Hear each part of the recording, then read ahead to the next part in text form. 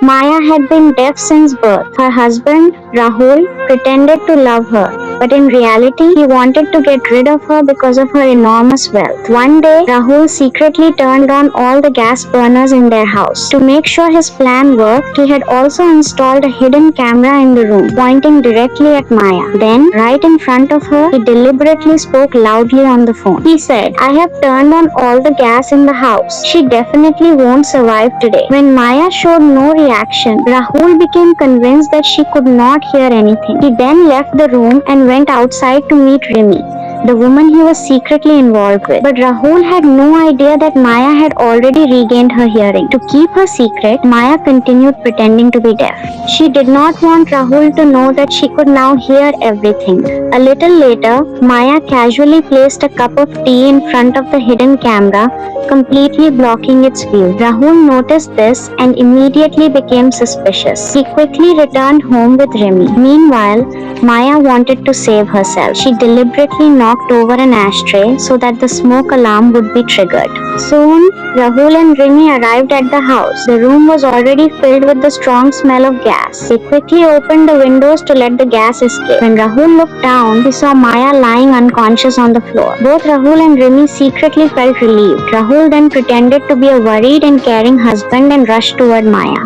When Maya showed no reaction, Rimi said, "Now we have to finish the last step. Once she is gone, we can inherit all of her enormous wealth." Rahul no longer hesitated. He picked up a fruit knife and prepared to stab Maya. But just at that moment, the building security staff rushed into the house with several people. They explained that they had received an alert from the smoke alarm and immediately came to check what had happened. Before Rahul could figure out what was going on, Maya suddenly opened her eyes and woke up. She pretended that she knew nothing and asked her husband what happened. Rahul immediately made up a story. He told her that the room had been too stuffy and that she had fainted because she was exhausted. He also claimed that the smoke alarm had malfunctioned, which was why the security staff had come to the house. After the security staff left, Rimi became worried. She said, "Now everyone knows that Maya is still alive.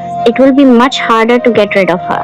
Maya also understood that Rahul and Rimi would never simply give up. She knew she could no longer sit back and do nothing. So she told Rahul that she wanted to return to work at the company. Rahul had no choice but to agree. The next morning, Maya arrived at the company. The new manager, Suman, warmly welcomed her. But as soon as Maya turned away, Suman called Rahul and said, "You need to find a way to get rid of her as soon as possible. We have already placed our people in important positions throughout the company. She must not discover anything." Maya heard every word. However, she did not reveal that she knew the truth. She controlled her anger and calmly told Suman to call everyone into the conference room for a meeting. When Maya entered the meeting room, she realized that almost all the senior executives had been replaced by people loyal to Rahul. She immediately understood that the company had changed completely during her absence. Still, she acted as if everything was normal and asked everyone to report on their work. Small reaction was noticed by Rahul and Rimi. They immediately suspected that Maya might have regained her hearing. After the meeting ended,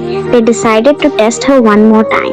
If Maya had truly regained her hearing, it meant that she had already discovered their entire plan. And if that were true, they could not allow her to remain alive. So Rahul and Rimi waited for Maya in the underground parking lot. When Maya finally appeared, Rahul suddenly stepped on the accelerator and drove the car directly toward her. Maya immediately understood that this was another test. If she moved out of the way, Rahul would realize that she could hear and react normally. So she forced herself to remain calm and stood still. At the last possible moment, Rahul slammed on the brakes and stopped the car. Rahul and Rimi believed that Maya had not regained her hearing. They thought that if she really could hear, her natural survival instinct would have made her move. But Maya had already begun planning her revenge. She called her lawyer, Neil, and told him about her plan. She deliberately leaked false information to Rimi, claiming that she had evidence of Rahul's illegal business activities. She told Rimi that she would hand over the evidence at a cafe the following day. Just as expected,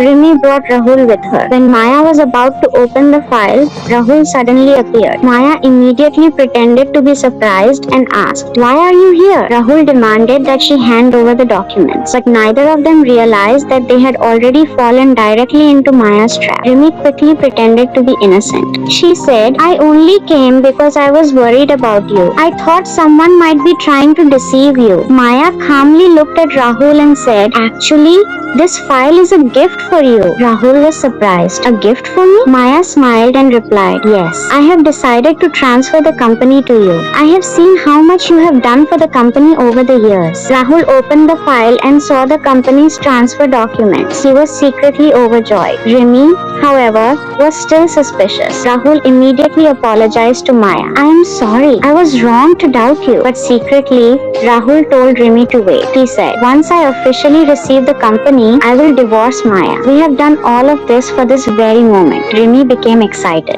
Rahul then continued pretending to be a loving husband. Are you really willing to give me the company? Maya smiled and replied, of course. Tomorrow, I will announce it publicly. But inside, Maya was thinking something completely different. She thought tomorrow will be the day you fall from heaven straight into hell.